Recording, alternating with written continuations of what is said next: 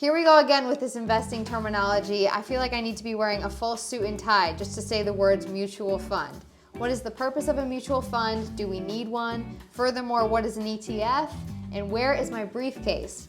I'm Leah Leverich, a class of 2022 high school graduate exploring every path to success after senior year. A big part of that success is money. Not everyone has open conversations about finances with their friends or family, and most schools don't spend a lot of time preparing us. These bonus episodes will provide you with basic financial knowledge and terminology. As you know, I have a very close relationship with my grandpa. He wasn't thrilled that I was working instead of going to college because he thought it would be harder for me to make a living. So now every time I see him, we end up talking about money.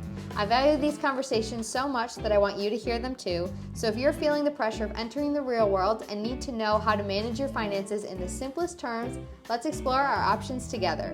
It's our first day of class. This is Finance 101 on the Decision Day podcast. Can you explain a mutual fund to me like I'm 8 years old? Okay.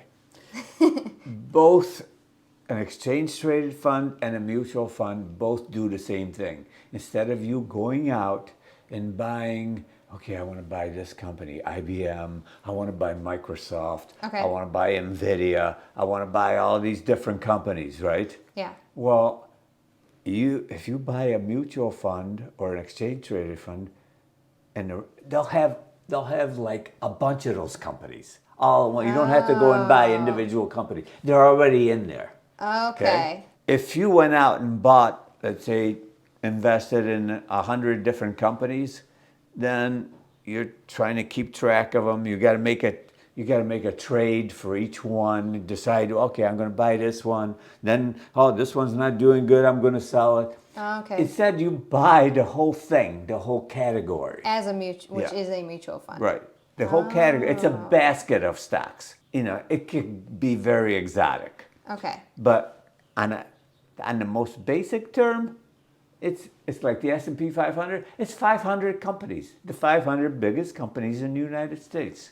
Both of those, mutual funds and ETFs meaning exchange-traded funds, essentially they represent the same thing. Both represent a managed basket of securities, which could include stocks and bonds, for instance. They provide more diversification than a single stock, and they can be used to create a diversified portfolio. To me, based on my experience, the biggest advantage is the lower fees of an exchange-traded funds. The fee for the major exchange-traded fund ETFs that do the S&P 500 are generally around 0.04%.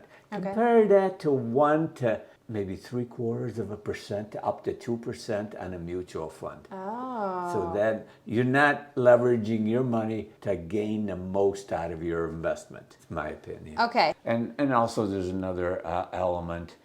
Mutual funds actually report capital gains at the end of the year. So there's tax consequences that you don't have with exchange-traded funds. The other aspect between the two is an exchange-traded fund, you could buy it at 10 o'clock when the market's open and sell it in the middle of the day. Mm-hmm. A mutual fund, you buy it in the morning, you don't get the price that it's trading right at that point because they settle at the end of the day. You will not know how much you're paying for it until the market closes. And same thing when you sell it. You sell a mutual fund in the middle of the day because you think you're up a lot, and then you have a market correction in the afternoon.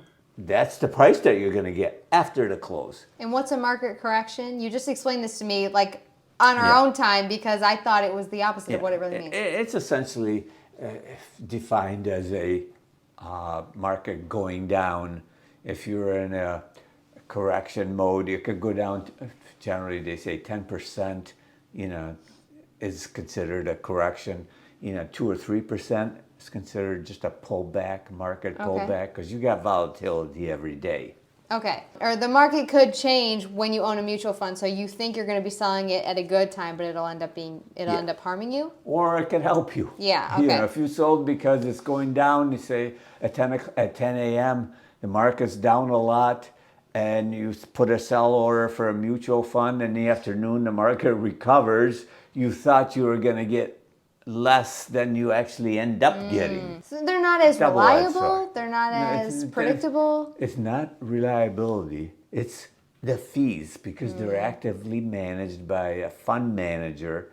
There's more buying and selling into it versus just an index. It's more actively managed than a exchange traded fund. Hence the higher fees. Okay, so can an individual just buy a mutual fund, or do you have to go through a broker? Well, either way, whether you're buying a mutual fund or an exchange traded fund, you have to have a brokerage account. Okay. Okay. But you don't need a financial advisor to buy a mutual fund No. for you. You can buy it on your own.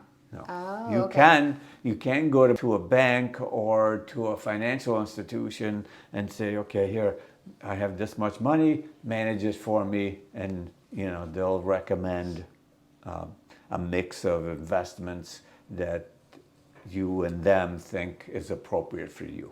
Do you recommend doing that? No. No. No. I didn't even finish my question. No, Why? No, because I worked 36 years at a multinational company, right? Now I build up this amount. Now I'm going to turn it over to you so that you can invest it for me, and now you can make money off of it by charging me 1 to 2%. Make money off of the money you made. Yes. Wow. By charging me 1 or 2%, where even if the market goes down, not only do I lose the whatever percent the market went down, but I'm going to lose another 2% because you're going to still get your money out of it. So I'm going to walk away from you. I'm going to invest it myself in the S&P 500, which nobody beats anyways, not on a sustained basis. Yeah. Over the past 120 years. Yeah. It's outperformed all other categories. Why do I need to give you 1 or 2% if you can't beat the S&P 500? If you as a young person starting out and say to yourself, I'm just going to invest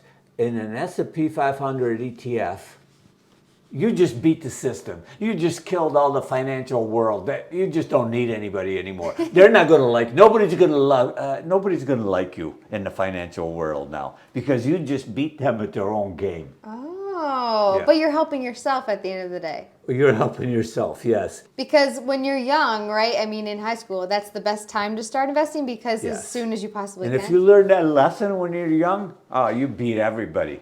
Because it took me years to learn that.